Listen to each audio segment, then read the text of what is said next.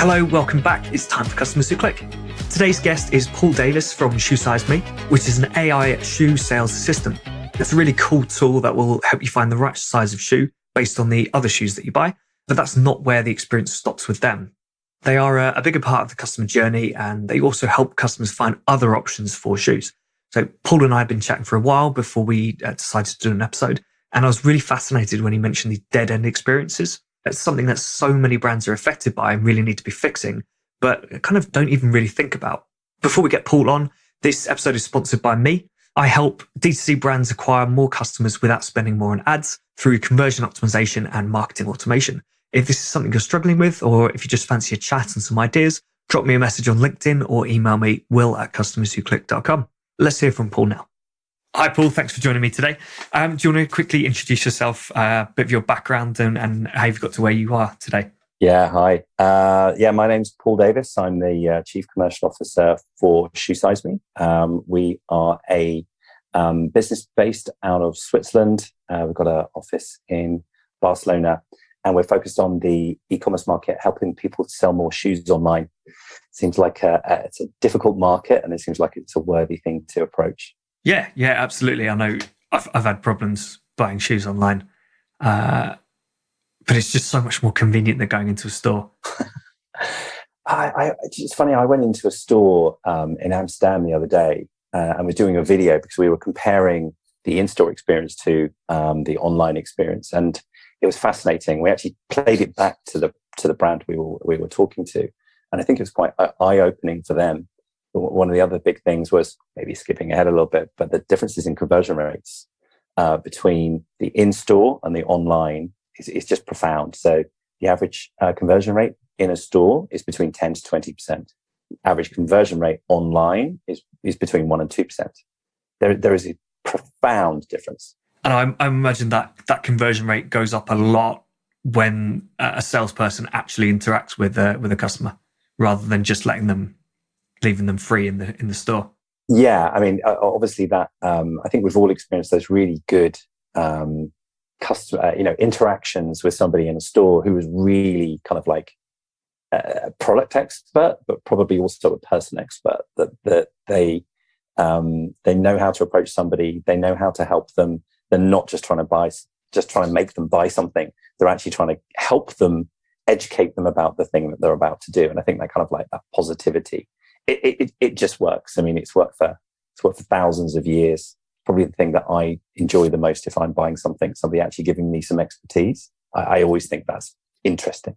Well, interestingly, so I've been doing some customer interviews for a client, and it's for quite a high, what's the word I'm looking? High involvement purchase. Mm-hmm. Yeah, needs a fair bit of research. Quite high priced, and loads of people do end up phoning in to the customer service or the sales team, who are really, really good at providing information.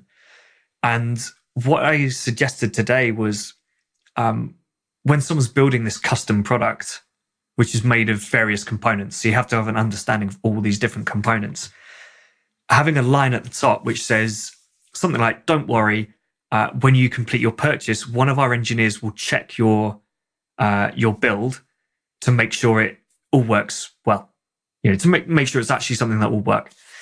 And the guy on the interview said, yeah, actually, I think that'd be useful. It's like a positive statement that makes you think, even if I don't quite know what I'm doing, someone's going to check it for me. And then I said, well, would you be interested in an optimization audit or something as a paid service, where they will do that as a base level, but then the paid service is, we think you've bought the wrong component to go with this, because so it's PCs basically. If I say it's PCs, it gives me a much easier way of explaining it. Basically, we think you're overpaying for this component because you've bought this graphics card, because you've bought this motherboard or processor probably. So you can we'd recommend you either downgrade the graphics card to something more appropriate, or upgrade the processor to match it. So it'll work fine as it is. What you've bought is fine. However, it doesn't quite, it's not balanced. And this guy said, yeah, he would happily pay for that service, even if it meant then potentially upgrading certain other products, because then he knows he's got that expert knowledge, expert opinion, and has built a better product for him. So I think it's going to be really interesting to look into. The comfort that for the shopper, I think, is huge, because I think that's, that's one of the reasons why the conversion rates in stores is so much higher than online, because the comfort from the shopper, having been told, I now know, I'm not going to worry about it. I'm not, it's now turning into a feel-good purchase. And I think that there is the opportunity to turn anything into a feel-good purchase is a really great thing to do for a shopper. Because I think also that the next following things is, okay, not only how do you help the shopper buy right now the thing that they're looking for, but also then how do you create an ongoing interaction with them? Like, how do you create that either brand loyalty, I guess it could be with a retailer too, right? How do you, that ongoing customer relationship, what is the foundation to that? Now, for instance, if people are selling the same things, it kind of maybe turns into a bit of, it might be a commodity, but it might be a cool commodity. So let's say there's a latest brand of whatever sneakers, right, that comes out. You might have 20, 30, 40, 100 different retailers selling the same product. Still a cool product, but how do you differentiate here? How do you turn that into a purchase they're going to be happy with anyway? But how do you then use that as an anchor for an ongoing relationship with that shopper? And I think that idea of that extreme customer service, and I use the word in this case, extreme, as a positive thing, that it's going to make me feel okay about buying this. And I would personally really, really value that. I always engage with those kind of things. So I've been looking at trying to buy a bike recently. I know nothing about bikes. Like, last thing it was in the 80s, BMX in the 80s. And I've moved to the Netherlands, right? So everyone's really into cycling here. You've got your crappy everyday bike, but then there's a load of people who've got a nicer bike. So I'm thinking, that seems like a good thing to do. I know nothing about this. And I've been noticing the amount of customer care, the amount of customer service in that end of the market is much higher than other things I've seen on average. There are opportunities to interact with a platform that will help you, for instance, with the size, but so much more than that as well. There's always somebody to chat. There's always maybe a phone number you can get to, but there's all these different interactive tools there available to help me find the right product for me. And again, when you're talking about bigger purchases, and let's face it, for instance, in our market, shoes are becoming more and more expensive, over time. There's a value component in there. But for instance, we work with a brand called R.M. Williams, who were selling up to €1,000 Chelsea boots. You would have thought that you were going to want some real good feel-good factor about this, not only buying the shoe, but also certainty that this is going to be the right implement for you. Yeah. I think that's a huge thing. I think also, don't shoes generally, the return policy is you can return it as long as you've not worn it. Generally not outside. Yeah. And I think worn tends to mean, not worn outside, not actually used. Yeah. But, so with that in mind, €1,000 purchase, you want to know that this product's going to fit, right? And that you're going to like it. Yeah. Well, yeah. Maybe first of all, if it's the right product for you, again, those kind of like boundaries of kind of like where the customer service ends, where it starts and ends, is growing all the time. But the on the returns part, I think is interesting. I personally, it might be just me, I hate returning online purchases. It's a real hassle. Like, buying it on in the first place was hard enough, and then I've got to return something. Except Amazon. Well, no, not except Amazon. There are brands that make it easy. It's so easy. Yeah, is that because they don't ask for it back with Amazon? Sometimes they say, I'll just keep it. If you buy it from a third party through Amazon, then sometimes they will come back to you and say, destroy it. Don't bother sending it back. I got so actually this desk that I've got. So funny story. My friend moved flat. Bought a new flat, and so he's got his second bedroom he's turned into like an office gaming room sort of thing. So he's having quite a big, like, all around the wall desk setup almost. But he bought this corner desk and he managed to buy the wrong corner. So this the corner's on the right side. He needed one with it on the left. Okay. And he got in touch with them and they said, "Oh, just keep it. We'll send you a new one." Wow. And that was his mistake as well, right? He bought the wrong thing and they just sent him a new one. And I imagine part of that's the cost of returning it. They're fairly heavy. So the cost of returning is going to be something they don't want to deal with. But also I do wonder if there's some sort of Amazon, maybe I should find out from George, the Amazon guy. I wonder if there's like a reputation thing with Amazon. So if you have returns, regardless of what the reason is, Amazon sees that and maybe penalizes you. So maybe that's why so many brands are keen to just say, don't bother returning it. It's not worth the cost and the hassle to us. And also potentially it might damage our rankings in Amazon or something. But I don't know. I think you'd be thanking your lucky stars at that point. You didn't have to call up a courier to come and collect something, and then you've got to be in. I mean, the days of COVID, I guess everyone's more in, but yeah, like right now, we're all on Zoom calls the whole time. So that kind of thing. I mean, I don't know how many times a day are you on a phone call, and some packages arriving, and you've got to stop, right? You've got to stop the meeting, and everyone's cool with it now because it's kind of like the accepted norm. But yeah, too many deliveries for me. One thing I do miss about my flat, I had a concierge, so any delivery could just go to the concierge and be picked up. Now that I'm in the house, I have the front door. The front door's mine. You are your own concierge. There's a middle class problem, is there? I've either got to hope someone leaves it outside, and I know that I can pick it up in 5-10 minutes when the call ends, or I've got to find a way to signal to them to drop it, or I've literally just got to say, yeah, give me a couple of minutes. I think we're moving off topic a little bit. Sounds like interesting. Bringing it back to customer service there, I would say about like the value of being in that kind of like living environment is, that there's probably a cost associated to that, but it sounds like it's really worth it. And especially when time is, and I would say that about modern life, time is so precious, that wasting it on either trying to research a ton about a product that I don't quite know about and making it easy for me to buy that product, but also making sure that I don't have to go through all the pain of having to return it as well. I think it's a real big thing. So for me, every time I'm looking at now, and it's probably because of the lens of which I look through life, because of the journey we've taken our company through, which was, for instance, we started out as a company that was purely finding a fit for somebody. So it would tell somebody their shoe size, hence the name of the company. But fast forward 5-6 years, now we're all about it's like an online customer service. So it's like an online shop assistant, effectively, that will help somebody find the right product. It will then make sure that they're guided through to getting the correct size, which is fine, but also then helping them multiple ways to buy it. For instance, a big one there is like if the product is out of stock, automatically showing them other things that will fit them that they can buy that is in stock right now. But that part about that lens of how to improve things by improving customer service. Because again, I think that if I look at a website, what was the one, Zappos, for instance, in the States in the 90s, right? People selling things online, doesn't really matter what the product is. Their website might look a bit more snazzy now. It might look a bit more shiny. But the information is probably the same. Instead of product, there's probably a bit of information. There's a buy button next to it.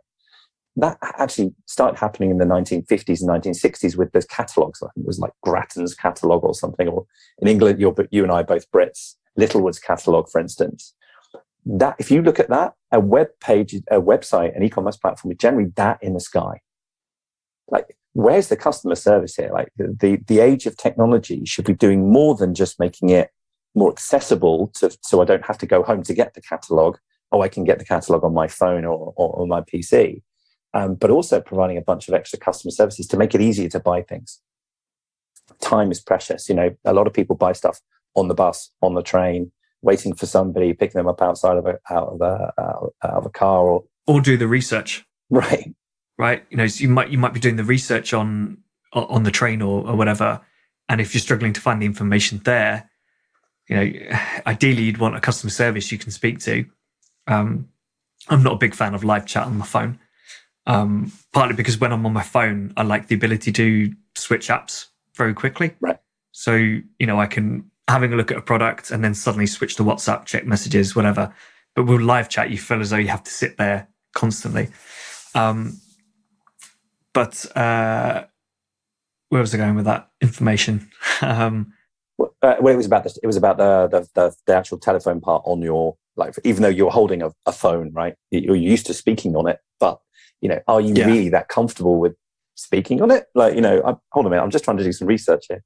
I remember I accidentally was doing that exact same thing and accidentally pressed the call me button. I was no, how do I turn this off? I was just doing the research. Yeah. Ease of use. I think ease of use is a huge thing in the market right now, and I just think that so many people got so far to go.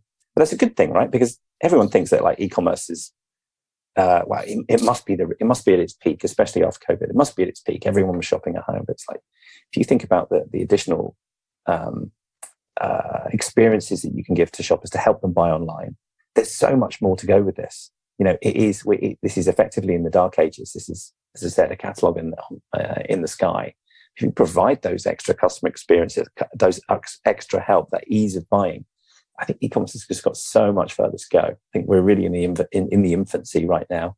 I think it's going to be a golden time, which I think makes it exciting to be in this market right now, because there is that age of innovation. I really do feel there's that age of innovation right now. Yeah. Well, what sort of experiences do you think are out there? What opportunities? Is it a case of just making sure there's live chat or a video chat for everything, or what else? I think that's a really good tool. I think it's a pretty blunt tool because, again, like a live chat, maybe you've got real experts there, and that's great. When that happens, I think that's exceptional. I also think it's fairly rare. You're going to get maybe somebody that knows a little bit about everything, and maybe that service is your call. That's fine. Or maybe you get the information that you need. But for me, I think it's something that's kind of like artificial intelligence based, but also something that's very fit for the purpose. Again, so the shopper doesn't really have to think about it. They need to go through just a natural flow, again, almost like they would in the store, right? So again, in our case, helping people sell shoes, you walk into a shoe store, everyone knows the deal. I would imagine a big proportion of the planet knows the deal, what happens when you go into a shoe store. If you're really lucky, someone's going to greet you at the door and they're going to say, hey, how are you doing? I've heard Vans, for instance, do this cool thing where they immediately ask someone and they say, hey, dude, what's your size? What size are you wearing in that right now? Actually, sorry, not what, very importantly, not what is your size. What size are you wearing in those shoes right now? And you say, oh, that's interesting. Why did you ask? Like, well, because all shoes fit differently, including ours. So if you do that, if you tell me what size you're wearing in that shoe, I will then just be able to bring you the right size when you're ready. And obviously what happens there is you're thinking, oh, that's interesting. That's a different level of customer service right there. But also in the same point in their back of their minds, they're going to be thinking, once you've chosen something, if they don't have that in stock, they're going to be bringing you options. They're going to be helping you buy something fit for purpose in stock that you can buy right now. And I think that's a really big deal. So something that intuitively takes you through the vibe and the process that you're used to, that you don't have to skip a beat. Oh, I already know how this works, right? Intuitively, even though you're on a laptop or on a phone, intuitively, that process. So I think things that are really well thought through and fit for purpose there. Otherwise, alternatively, you've got to have a bank of experts there waiting there. And obviously the point about online growth is probably around automation. How do you employ one thing that could help 100,000, 200,000, help 1 million people? That's what it should be, rather than a bank of customer service agents like waiting to take your call. Now, I heard some really great things. There was this brand in Australia during the lockdown. They had the people that should have been in the store at home with a ton of expertise, and they were actually saying, press this button, you can speak to a real expert. And I thought that was cracking. What a great idea. Yeah, Liberty of London did it as well here. Yeah, it's that the athlete's foot. In fact, I think it's still on their website. It's like a little looks like a live chat thing, but I think it says speak with an in-store specialist or something. Yeah. And you actually, I believe they connect you with the specialist from the category that you're looking at the time. So one of the, and I think the concept is wonderful. You imagine how that worked. That's great, right? But it worked especially well, or maybe it worked during lockdown because everyone's at home. What my personal experience of that, and it doesn't mean that is everyone, and it doesn't mean it doesn't work. It's just what I have experienced is I've tried that when the stores were all open, the person was busy. Like the in-store person was busy doing their day job. And it was like, okay, that instance So for instance, like even yesterday, I was asking a question online and somebody said in the chat, and it was a real person, right? You could tell it was a real person. I think you could. Maybe they're just that good now. But it said, we'll get back to you. Give us your email address. We'll get back to you 24 hours later. Like, and what is 24 hours in e-commerce years? Yeah. And 20, depending on the product and stuff, 24 hours is I've bought it from someone else. Right. Yeah, absolutely. So that delay and anything there, it's like, how do you, I think with selling anything online right now is about how do you service that need or hopefully even desire now? How do you do that immediately? Yeah. I think that's important again, which is our idea of we're doing some research and looking at like what's the biggest conversion killer in online that we could find was out of stock. From our research, it was a third of shopping experiences are blocked, don't end in a sale because the thing you're trying to buy is out of stock, and then generally that journey just ends. But that ability then to automatically go like you would in a real store, the shop person going, I've got you covered actually because I've actually gone and already checked some stock. I've already checked that this is right for you and it's going to fit you, or let's say in your PC analogy, it's going to work for you and you can buy it right now. The ability for human beings to like desire help and take that help. Like I don't know about you, I'm definitely not an expert in everything. I love it when I speak to somebody that knows more about something than I do. It makes me feel comfortable. I'm more than likely not only to buy that thing, but to carry on going back for that same experience. Well, I bought a tennis racket recently. Having not played tennis for excellent 15 or so years, I've joined a tennis club now. And I've got my old racket is like 20 years old. So it needed a bit of I need an upgrade or something new. I went into the store. The guy took my racket, looked at the details on it, kind of held it for a little bit, asked me a couple of questions on how I play, like my style of play and stuff, and how old I was and like how mobile I am, I suppose. What is the rating for that? How do you even answer that question? How mobile are you? Well, I answered that. I can get around the tennis court like quite quickly, whereas some people can't.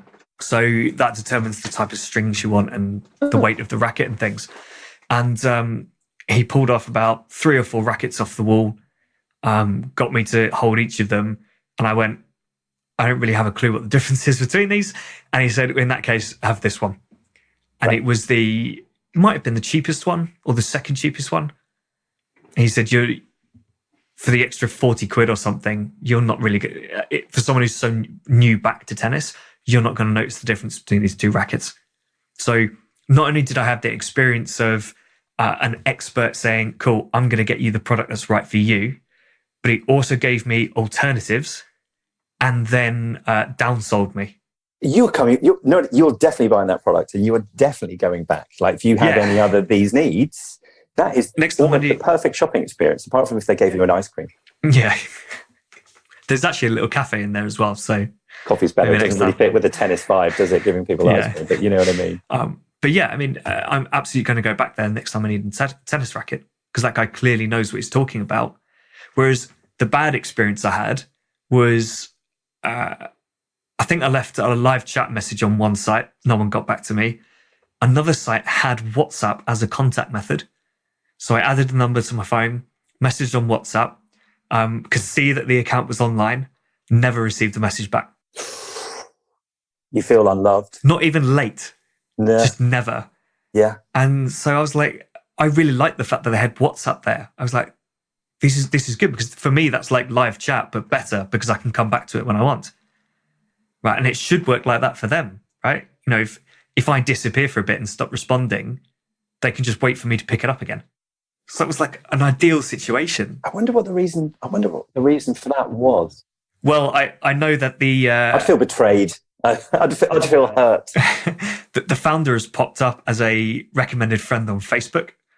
So that makes me think, actually, that's quite a small business and it was his phone number.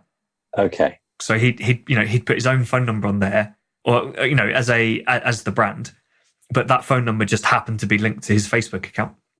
Yeah, I think it's quite unique there that you have you've managed to kind of figure out the thing there. But most people wouldn't, right? It's just this like, again, like, how do you create a relationship with this business? You're not supposed to know the size of that business, and therefore, I think I would feel bad about that. I would think I'm probably definitely not coming back to you, even if I have another need that you can fulfill. I'd be thinking about that bad use of, well, you didn't call me back. That's not. It's almost that perfect use case for a small business, though, right? He hasn't got the time to man live chat, doesn't want to sit on checking emails all day. So let's just see when my phone gets pinged, I'll just respond to people. Yeah, I have a or call. I'll call someone back and have a chat. And actually, so I think that there's a massive opportunity there for small businesses who maybe don't have the staff. Just get people contact you on WhatsApp. Yeah.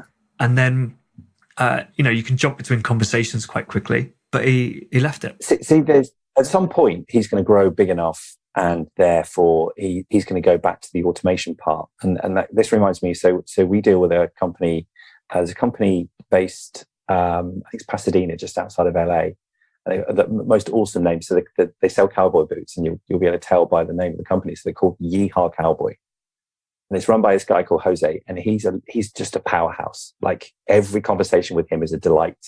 Every time I speak to him, I'm just like, I just feel more positive, right? He's got that vibe, and you can see why he's grown a very successful business in quite a crowded market. And it's done through him and his customer service, his vibe, his expertise, his taste in these things, right?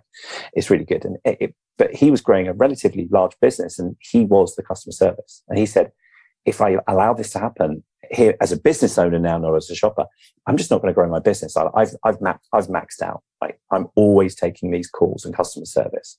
And he was looking for a way to automate part of his business so that he could grow. And I thought it was interesting. So the project that we did, normally it's named after like a new season or a new range or a financial goal, maybe, and this one was called the project was called Give Jose His Time Back. And the real focus was, how do we automate as much of this as possible, that everything automatically works? And I think that part of technology is great, but as long as it's applied correctly and it works, like as long as it does end up helping people with as minimal input, right? So I think there was that a kind of feeling in the market of e-commerce, that there was this vibe, kind of this style maybe that lasted like maybe from 4 years ago up until very recently, which is, I just want a cheap thing like a Shopify app that I'm going to pay 15 quid a month for, and it's going to do everything. Like, and clearly those things very rarely work. There were some that did, but very rarely did it have the effect it required. It's why people hate chatbots, right? Chatbots, they're not chatbots because you don't chat with them, right? Chat would be like a proper two-way conversation. Right. That's live chat. Chatbots, I found that they very, very rarely work and give me the information I need, to the point where now, if I engage with them as last resort, and I will go down the route that I expect to lead to contact an agent, which is normally something like, can I help you with any of these issues? No. You answer a couple of questions as, no, this doesn't help me. No, this doesn't help me either. No, this still doesn't help me. And then it goes, okay, would you like to speak to an agent or yes, or go to an FAQ or something? And I'm like, yep, speak to the agent. And it's taken me 3 seconds. I haven't paid any attention to the actual chatbot experience, apart from trying to click those buttons that I'm expecting to lead me to a person. This again, it's probably that the use of technology, if it's poorly implemented or poorly thought through, it acts as another barrier for the shopper, doesn't it? It's like they're thinking, this is just a pain. This doesn't really help. And then I think that, again, we've seen a change in the market. I think from these people, these desiring these. Well, I'll pick this, whatever these app, and it's probably unfair to pick on Shopify. I'm just trying to think of another one. There's a little app for my e-commerce platform, and that should solve all my problems. Well, that's kind of unfair on the creators of this thing. You're paying a small amount, maybe it's even €1,000 a month or something. It's a relatively small amount for something that's going to do such a big thing. What we're finding is, again, people are going to the more luxury side of this aspect and going, okay, do you know what? That's a big problem. And I should expect to be paying more for this. So people seem more willing to invest now in that service. However, there is a huge demand right now, as there should be. There absolutely should be. Now I've paid a lot of money for something. I really expect this to work. I really expect it to work for my shoppers. I need you to have really removed problems measurably is an important thing. Yeah, there's this idea that just by installing this app and doing the basic setup, it's going to solve that problem. But the vast majority of these apps still require a marketing head behind it. Right. Someone who understands, how people would engage with it, and therefore what it should do in response to that. And a lot of that still has to be done by the brand itself, not by the app. Mm-hmm. So I think that's probably where even bigger brands get it wrong. They install it, do the setup, and leave it, and that's it. Yeah, we can't find a rhyme or reason actually in that one. And I think both is true. So some really big brands are going like, that's not my job. Okay, somebody else bought this platform. Now I'm supposed to do something with it. It's not in my top 10 things to do. So it's going to have to wait. And you go, okay, I can understand that person's point of view. They've been given yet another task. They've been yet another project, and they didn't even choose the project. And then somebody else is going to come along and say, like, measure the measure. How did it go? Well, not very well, actually. It didn't go very well because it didn't have the required input. So I think that those kind of things of people, again, I don't know about you, but I'm understanding that people are less willing to take on 20 projects or 10 projects. Like, people are now saying, do you know what? I'm going to choose some big problems and I'm going to solve them really well, and I'm going to focus on those. So have you seen a change in that market? Maybe it's just a perception thing here. It varies. I've got speaking to some people who it's very much, we've identified this one key problem and we're going to fix this. We're going to work on fixing this until it's done, and then we can explore other things. And then other people who are 20 different, much smaller projects. Right. And hoping that each of them will move the needle. And I do think the focus on maybe not one project, but the focus on a handful of projects is going to be better, because you're more likely to pick the projects that are going to have a bigger impact and you're going to do them better. These 20 projects that you're working on at the same time, so each one's got 1/20th of your time allocated to it, are all going to be done as quickly as you can. And that's probably, again, like the problem with these apps, right? Basic setup. They don't have time to do something, so they install an app to do it for them and do a very quick setup on the app so that they can move on. We had a couple of conversations. So obviously, so I am chief commercial officer. So you would imagine that my job is purely just growing revenue and just getting as many deals in as possible. We actually decided to use the measure of success, actually customer success. So clearly there is always a revenue component. However, the real thing about here is like not just somebody using something for a year, but multiple years, and really for both sides being very happy with the value they got, right? Which at that point you need to understand what did they want going into it? What was the desired outcome going into it? And then very carefully measuring that. So given that part, we've really appreciated it when a few people have said to us, do you know what? I don't have time for that right now. My plate is already full. I've got my 3 main big wins that I'm working on right now. That one is 4th, 5th, or 6th, whatever it is, and we'll get back to it. And people have genuinely got back to it, and they have said, yeah, okay, great. Now I'm here. I've delivered those things. This is now the hot topic, and now we're really going to focus on that. And we found that worked really well, because people are really committed to it at that point. Now, clearly, again, as a sales organization, some people wander off and do some other things, and that's fine there. But what we really enjoy is when like both sides are committed to that. So again, kind of like a point here. So there's this really high end. I guess the world would know as rubber boots. You and I, being English, will know them as wellies. But the highest end brand. So Le Chameau, and they were really considered in terms of thinking about how they could help the shoppers, thinking through all the kind of the potential dead ends or the potential problems within a buying process for somebody online. Because again, they're so high end. I mean, I think their products range from something like £100 to £400, but for a pair of, you can imagine the quality that goes into that. They're going, okay, so we should provide appropriate customer care, and that project took a decent while, and we were delighted at that. Not that they were like, bang, let's turn up, let's get it going, because they really needed to understand how exactly it would help their shoppers, but I also needed to understand what was their requirement on them. And I just thought that was such a smart way to do it. I think it's really important, not going through a process for the sake of going through the process, but everyone had their eye on what effect is this going to have on the shopper, and how do we give it the best chance of life.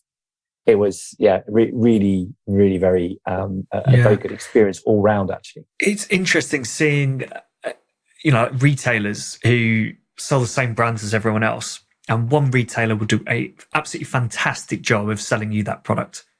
They will have, like a shoe size finder, right? So you can find the actual size that's going to be correct for you. If that shoe is not in stock, it will recommend you another one that's in stock. Then when you go through the checkout, everything is fantastic. And then you look at a luxury brand charging hundreds of pounds for their products, and it's almost like they've put no effort into their product page at all. There's the price, a few images, basic description, and I don't know. Is it the assumption that because it's expensive, people just buy it because it's expensive? That can't really be the reason, but it's just, like they don't go through that process of how are we going to convince someone that this is worth £400-500 when they could buy or thousands. Well, in some cases, thousands as well. I mean, if you're getting to like high-end luxury shoes, like women's shoes specifically, and I think in the female market, some of these things are wildly expensive. And I guess there's the element of, well, we have discerning shoppers. They probably have bought one of these products before, and therefore they can probably just go through the process and buy it online.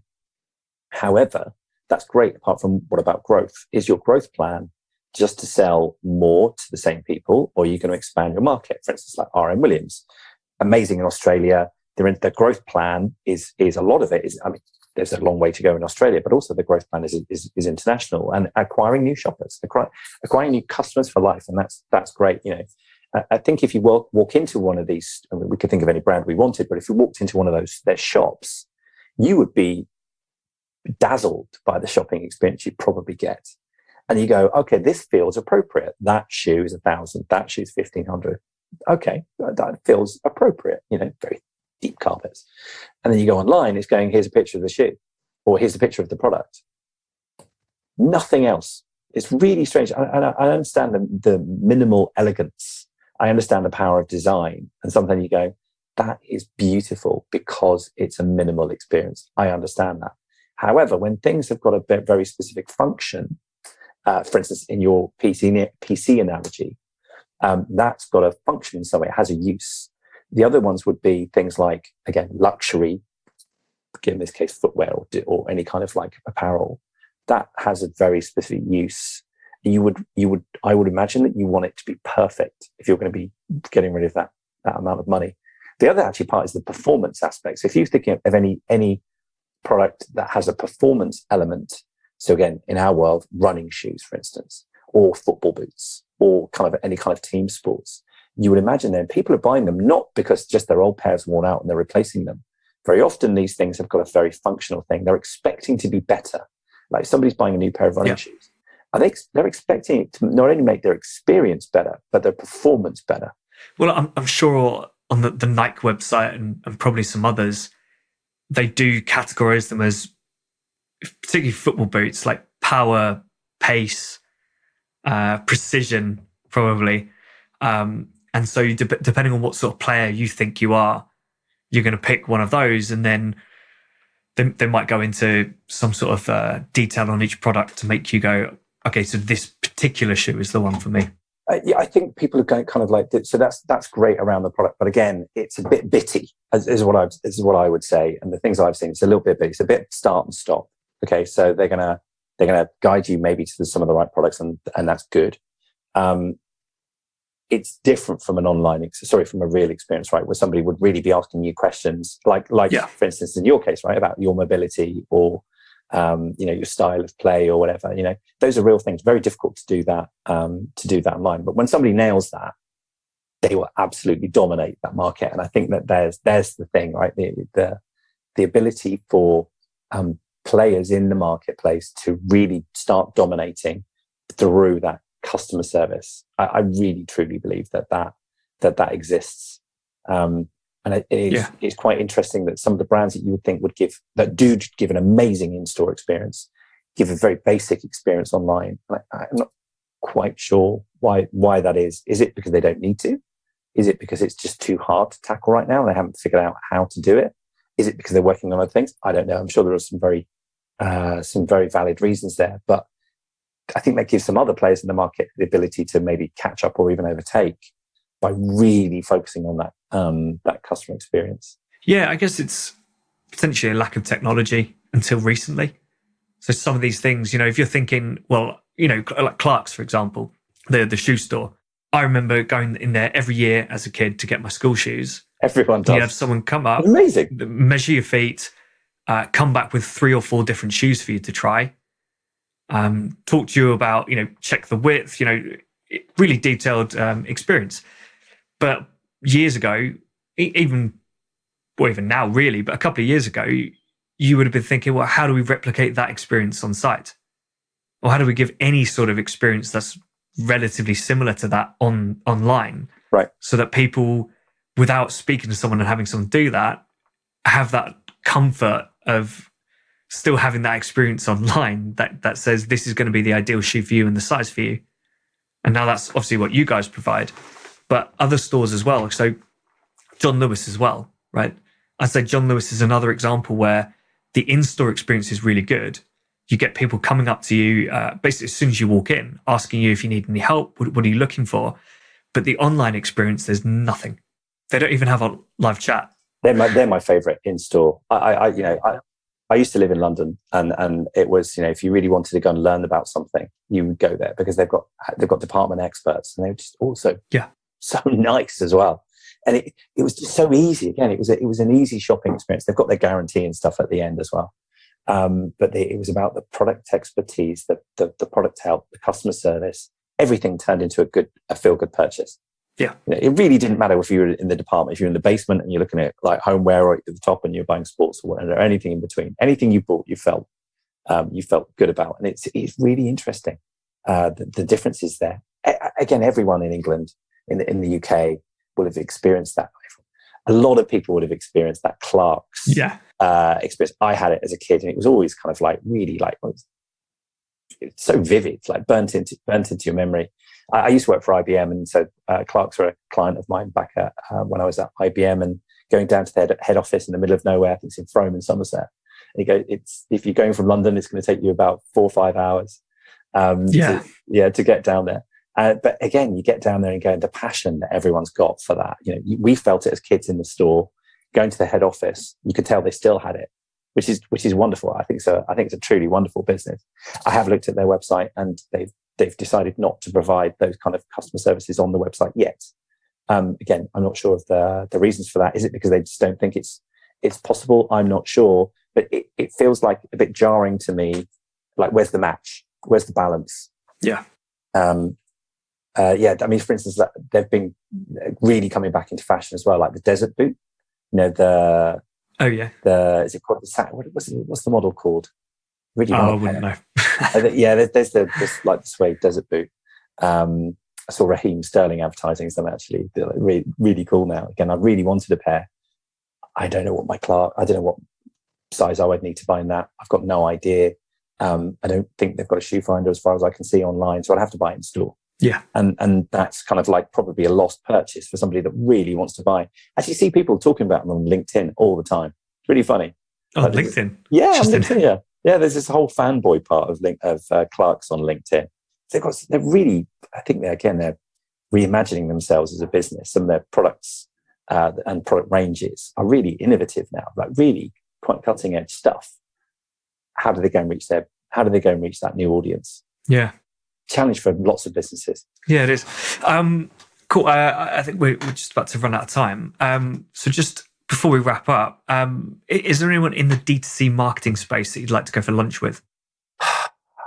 Yeah, I think I'm not going to give you a very good answer on that one. So we're mostly business to business rather than direct to consumer. So I'm not really aware of. Yeah, we're the other end of that. We are effectively business to business consumer. So yeah, I'm not I'm not aware of that actually. Okay, fair enough. Unfortunately, rubbish answer. Sorry. Yeah, so this next one's probably not great either. A couple of tools that you use every day. Let's just go tools. Any tools that you'd recommend for day-to-day business usage? Don't have to be marketing because you're not a marketer. Yeah, again, business uses, for us as a business, so we use HubSpot. I've used things so basically CRM systems that will then link to marketing campaigns. I think is very important. But actually, now that I think the ideas of video content being king now, we are now doing more like, for instance, like this, so more like webinars or more video based content, and being able to get that out is something that we're finding really exciting at the moment. How to make the kind of the slickest, easiest content that looks best online and reaches the biggest audience. As B2B, we use LinkedIn a lot. Yeah. I'm not sure whether, for instance, platforms like Instagram and Facebook are right for us. Are we going to be able to find the right people who are interested in what we do? The people who run their social media might not always be that person. Yeah. But yeah, so I think more going towards the things that will help us get our video content out there. So I don't know if anyone's going to put any comments on this, but if anyone's got any suggestions on that, I'd be all ears. Yeah. Okay. Cool. And if anyone wants to get in touch and find out more about what you guys do, what's the best way of doing that? It would probably through either LinkedIn, so you can have a good chat there. They can go to our website, which is shoesize.me. But I think probably a more chance if they want to find me. So Paul Davis, Davis. Unfortunately, it's a rubbish name, so there are millions of people. But yeah. Probably just search for Paul at shoesize.me. Probably that will find somebody. Awesome. Yeah, love to hear from any shoe brands or retailers. Yeah. Awesome. All right. Thanks so much, Paul. Yeah. Thanks, Will. Really love Paul's thinking there. As I mentioned at the start, we've chatted quite a bit, and I completely agree that there's so much more D2C brands can be doing online to really enhance that experience. Your website shouldn't just be a catalog that customers browse and pick from. The website should guide them on their journey, advise them, and give them that experience that leaves them feeling confident in their decision to buy from you. How can you anticipate these customer needs, these questions that they're asking themselves as they browse your store, and make sure you answer them so they don't go browsing elsewhere? If you'd like to reach out to Paul, you can find him on LinkedIn or head over to shoesize.me. Any other podcast questions, feedback, guest requests, please send them over to will@customerswhoclick.com or tweet me at Will Lawrenson. Next up is Simon Clark. We're going to be talking about customer research projects, how to gather quantitative and qualitative data, and importantly, how to use it. But until then, keep those customers clicking.